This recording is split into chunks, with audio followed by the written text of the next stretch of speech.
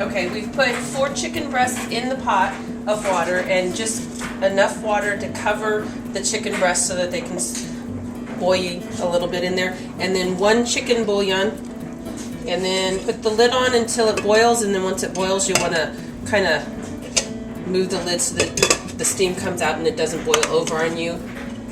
Put it at about 6.5 or 7. It should take probably half an hour to 40 minutes to do the entire boil, but when we come back we'll let you know exactly how long it took our chicken to boil. Okay, we boiled the chicken. It took us from start to finish 40 minutes, and we've turned it off. We're just letting it sit there right now before we start shredding. But before we start shredding, we want to turn the stove to probably about medium-high and dump in a good amount of, I took homemade pico de gallo and put it in the blender to kind of chop it down finer, or you can use paste picante sauce, whatever you feel like using.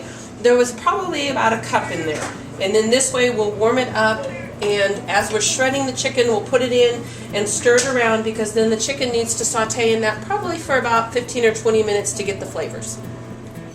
Right now I am shredding the chicken to go into the sauce for the enchilada casserole.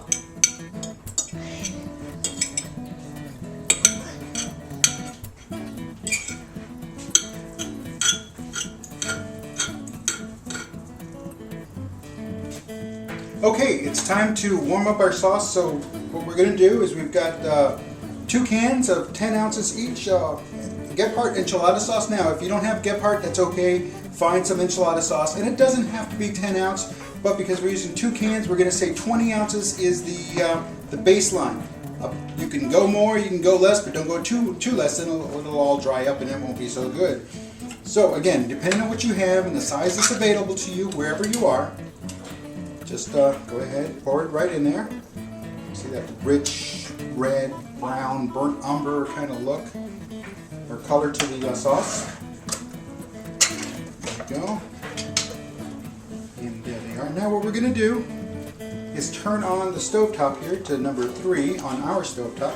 We want to get a nice little simmer going, and then we'll back off the heat before we want to turn on the correct one. That's what we really want to do. But we want to back off the heat after it comes to a simmer, then that way we can cook our tortillas. Our meat's looking excellent. Before we start to put together the casserole, we need to preheat the oven to 350 degrees.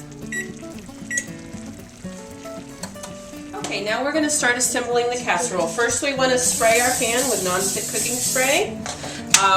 Turn our chicken off, give it a final stir, divide it out into 3 sections, and start with the tortillas. Now with the tortillas, what we had to do is we had to turn up the heat because it wasn't warming up fast enough, but hey, we got it done. All you want to do is put it in there, get it covered on both sides real quickly, and then get it in there before it falls in.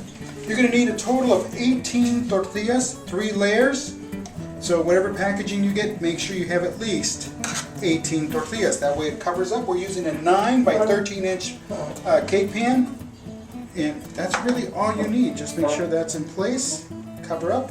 6 tortillas on the first layer, 6 on the second, 6 on the third. It's just that simple, just that fast at the end. We'll show you what we do with the remaining sauce. Okay, now we're done with the first layer. Again, the sauce is plenty hot. It does warm up these tortillas. Don't leave them in there too long. Okay, now we're going to add 1/3 of our chicken to the top of the tortillas and then spread it out so that we get a good bit of chicken everywhere. And just spread it around.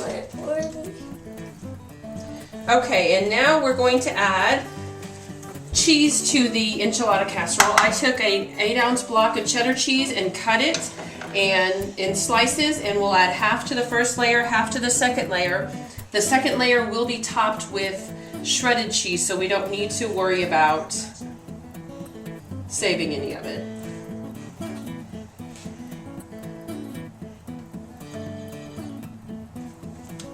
You can also add as much or as little as cheese as you want, whatever type of cheese. Cheddar's good, Monterey Jack, spicy cheeses, whatever you like best. Go! Now we're going to spread the remaining chicken again in the in the casserole. After this, we're gonna eat it. But before we eat it, this is for you. Who is it for? This is again. And this is for you and Jessica.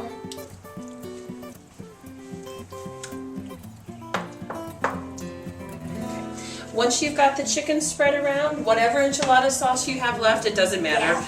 Could be a lot or a little. Doesn't matter. You're just gonna spread it over the top. And Like empty this. it off Yep, and empty it off so that. so that we can. Okay, and then it's Matthew's turn finally to talk. It's time to sprinkle the sticky cheese. Okay, get closer so you can do that. And you just sprinkle it all around. It's an 8-ounce bag of shredded cheese. We use Colby Jack. You can use Cheddar Jack or whatever you want, Monterey Jack. On cheese. Yeah. Okay, we've got the casserole all put together. Our final topping is a can of sliced black olive, just a small can. Sprinkle it around on there. Make sure you get them all out because they're very yummy.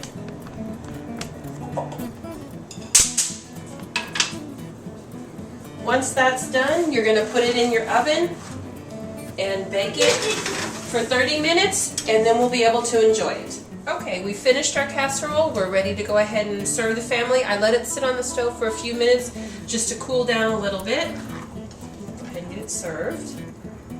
It's really gooey, so you gotta be careful. Yeah, so you don't get gooed. Or you can't get gooey. Hope you enjoy your casserole. We love you, Aunt Jessica.